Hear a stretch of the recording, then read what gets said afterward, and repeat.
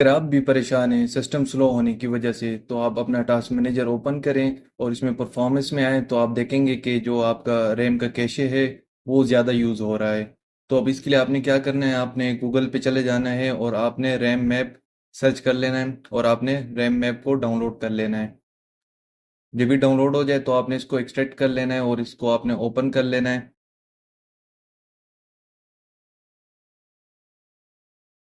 और साथ task manager को ओपन कर देना है। और अब आपने देखना है कि इसमें आपने क्या करना है कि इसमें एम्प्टी में आ जाना है और आपने और एम्प्टी के बाद जो है जो एम्प्टी स्टैंड बाय लिस्ट है उसको क्लिक कर लेना है। तो उससे क्या होगा, जो सारी एम्प्टी जो स्टैंड बाय लिस्ट में मतलब जो भी चीज़ें पड़ी हैं, जो भी प्रोसेसेस पड़े हैं वो किल हो जाएंगे और जो आपका रैम का जो कैशे है वो क्लियर हो जाएगा और इसके बाद आपका सिस्टम वापस से अपनी बेहतरीन परफॉर्मेंस पे चलेगा।